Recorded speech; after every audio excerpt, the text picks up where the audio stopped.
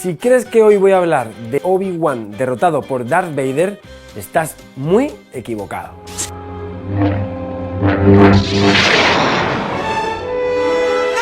¡No! ¿Maldito Vader? La historia de la ciencia está llena de grandes maestros. J.J. Thomson fue el tutor de Ernest Rutherford, Rutherford de Niels Bohr, Niels Bohr de Wolfgang Pauli y Werner Heisenberg. Pero hay casos de la historia de la ciencia donde algunos maestros no se tomaron nada bien que fueran superados por sus alumnos. ¿Quieres conocerlos?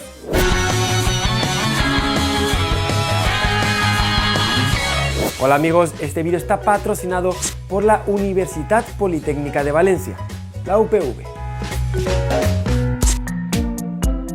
Nos vamos a Londres de 1812 para visitar a un joven de 20 años que, siendo sinceros, no estaba llamado a cambiar el mundo. Era un chico sin estudios, de familia muy pobre y que trabajaba de aprendiz en una librería. Su nombre, Michael Faraday. Y precisamente así, encuadernando libros, fue como descubrió su verdadera pasión, la ciencia. Mientras devoraba y encuadernaba libros, la legendaria Royal Institution fichaba al científico más prometedor de Inglaterra, el joven Humphrey Davy, un brillante experimentador y orador. Pero en 1812, Davy sufrió un accidente en su laboratorio y esto le hizo buscar un ayudante. Es así como Faraday comienza una fructífera colaboración con Davy, primero limpiando laboratorios, luego como ayudante y finalmente como investigador. Aunque Michael siempre sintió gran admiración por Davy, su relación dejó de ser tan cordial cuando el aprendiz empezó a mostrar unas dotes excelentes como experimentador, hasta el punto de eclipsar al maestro. La ruptura fue total cuando Faraday desarrolló el primer motor eléctrico y en la publicación no mencionó a su mentor. Este fue el comienzo de todos los desencuentros, envidias y calumnias que terminaron por impedir el nombramiento de Faraday en la Royal Society. De hecho, el rencor era tal que Davy logró apartarlo de su campo de investigación, haciendo que por un tiempo se dedicara a un duro trabajo de óptica. Hoy, más de 2 siglos después, se dice que por encima del potasio, el magnesio y el bario, el mayor descubrimiento de Davy fue Michael Faraday. Nikola Tesla fue un joven inmigrante serbio que llegó a Estados Unidos en 1884 sin ningún título oficial, sin dinero, lo único que tenía era el aval de una carta redactada por un socio de Edison en Francia.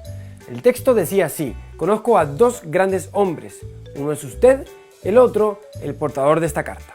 Así, Tesla comenzó a trabajar a las órdenes de Edison en Nueva York. Se desempeñó como un joven hábil y muy trabajador, lo que rápidamente llamó la atención del gran inventor. Tesla cuenta que un día Edison le encomendó una gran tarea: rediseñar los generadores de corriente continua de la compañía, bajo la recompensa del pago de $50.000. Cuando finalizó el trabajo, Edison se negó a pagar lo prometido, diciendo que todo había sido una gran broma. Y bueno, por lo que sea, a Tesla la broma no le hizo ni gracia, así que renunció inmediatamente y se puso por su cuenta. Irónicamente, unos años después, con la ayuda de inversores, Tesla sacó el motor de corriente alterna, que habría de competir en la famosa guerra de corrientes con la alternativa de Edison, el motor de corriente continua. Esta guerra fue encarnizada y sucia, contando con ejecuciones públicas de animales, donde Edison quería mostrar el potencial peligro del sistema rival. La guerra la acabaría ganando Tesla. Hoy, la energía del mundo se mueve con una versión del sistema ideado por Nikola Tesla. Con hasta 3 generaciones de estudiosos, el clan de los Bernoulli es uno de los más celebrados de la historia de las matemáticas, un don que en algunas ocasiones coexistía y competía directamente con el de la soberbia. Es el caso de Johannes Bernoulli. Resulta que Johannes tenía un plan muy claro para el futuro de su hijo Daniel. Se convertiría en comerciante y nada más que hablar. Sin embargo, Daniel quería ser matemático, como su padre. Al final, Johannes accedió a que su hijo siguiera con las mates a cambio de que también estudiara algo con futuro, como medicina. Y Daniel cumplió, desempeñándose además como un matemático con mucho talento, lo cual, junto con las enseñanzas que comenzó a impartirle su padre, hizo que se convirtiera en uno de los jóvenes más brillantes de su época. Fruto de su potencial, recibió una invitación de Catalina la Grande, emperatriz de Rusia, para viajar a San Petersburgo y trabajar en la Academia Imperial de las Ciencias. Allí trabajó durante más de 7 años en un problema que le inquietaba: la dinámica de los fluidos. Fruto de este trabajo, publicó Hidrodinámica, que firmó como Daniel Bernoulli, hijo de Johannes Bernoulli. Tras sus años en Rusia, decidió volver a casa, a Basilea, y reunirse con su padre. Allí le aguardaban dos malas noticias. La primera fue que su padre había entrado en cólera porque la Academia de las Ciencias de Francia había decidido dar el premio de ese año de forma conjunta al trabajo de ambos. ¿Cómo osaban equipararlos? Esto hizo que Johannes echara de casa a su propio hijo. La segunda noticia fue aún más amarga. Su padre había publicado un libro, Hidráulica, sospechosamente similar al del hijo y con fecha anterior. Daniel nunca perdonó la jugarreta de su padre y, fruto del mosqueo, decidió dejar las matemáticas para siempre. Hoy se reconoce a Daniel como el padre de un área científica que tiene el nombre de su gran obra maestra, la hidrodinámica. Durante las primeras décadas del siglo XX se consiguió realizar el análisis espectral de más de 200.000 estrellas de la Vía Láctea, donde se comprobó que las estrellas están hechas de los mismos elementos que hay aquí, en la Tierra: calcio, oxígeno, carbono. En total llegaron a identificarse hasta 40 elementos. La conclusión a la que llegaron los expertos era clara: las estrellas son esencialmente iguales que en la Tierra en composición, algo que los astrofísicos defendían hasta la llegada de una mujer. Te presento a Cecilia Payne. Payne se formó en Cambridge, aunque nunca pudo graduarse por ser mujer. Con intención de cambiar su suerte, viajó a Estados Unidos, donde sí podría desarrollarse como investigadora, y entró en la Universidad de Harvard. Allí, Edward Charles Pickering había formado el grupo de las computadoras, 13 mujeres que trabajaban laboriosamente en la clasificación de los cientos de miles de estrellas. En el mundillo científico del momento, esto sería conocido despectivamente como el harén de Pickering. El caso es que Cecilia Payne entró en el grupo de computadoras de Harvard. Haciendo uso de tal cantidad de datos, Payne llegó a la conclusión de que la clasificación de estrellas de las computadoras realmente correspondía a estrellas de temperaturas diferentes y que esos datos tenían sentido si las estrellas estuvieran compuestas principalmente de hidrógeno y helio, algo muy radical para el pensamiento de la época. Sus cálculos llegaron al astrónomo más reconocido de Estados Unidos, Henry Russell, que se apresuró en mostrar los errores de Payne.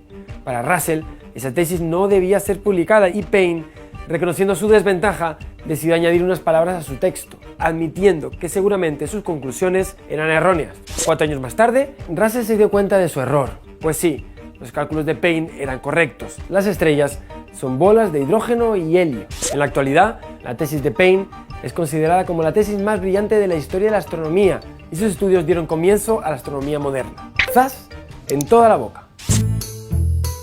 En 1901, solo 4 años antes de su Annus Mirabilis, su famosa E igual a mc cuadrado y su teoría de la relatividad, nada hacía prever que un joven alemán de apellido Einstein tuviera algo que aportar al mundo. Pobre y fracasado, nadie parecía apostar por él y era continuamente rechazado por universidades, llegando a plantearse tocar el violín en la calle para recibir algo de dinero. Lo que resulta paradójico es que parte de la culpa de su nefasta situación era de sus profesores en la Universidad Politécnica de Zúrich. Hermann Minkowski llegó a llamarle perro gandul. Jean Pernet le aconsejó que se dedicara a otra cosa, literatura o derecho, y llegó a darle la nota más baja, un 1. Pero hubo un profesor que tuvo gran influencia en el infortunio del joven alemán, Heinrich Weber. Primero le retiró la oferta que normalmente se da a los alumnos recién graduados para continuar en la universidad, y luego, peor aún, Einstein, sin saber la antipatía que Weber le guardaba, le pidió que le recomendara para puestos en otras universidades. Seguro que ya imaginas la respuesta. Incluso en una situación totalmente desesperada, su padre, saliendo en su ayuda, contactó con el profesor de Leipzig, Wilhelm Oswald, para que le echara una mano. Este ni respondió la carta. El resto de la historia ya la conoces. Einstein consigue un puesto en una oficina de patentes en Berna, y después de ahí cambia el mundo de la física en tan solo unos meses y con 4 papers. Curiosamente, los que primero le dieron la espalda también fueron los primeros en sumarse a su éxito. El profesor Minkowski llegó a trabajar en la teoría de Einstein y fue quien consiguió formularla en un lenguaje matemático apropiado, que se usa hoy en día, la formulación cuadridimensional, el espacio-tiempo de Minkowski. Y Oswald, el mismo que ni le respondió la carta, fue quien le recomendó para el premio Nobel. Nunca sabremos si las ganas de revancha fue lo que precisamente hizo triunfar a estos genios, pero lo cierto es que todos ellos cambiaron la ciencia para siempre. Nos vemos en el próximo vídeo.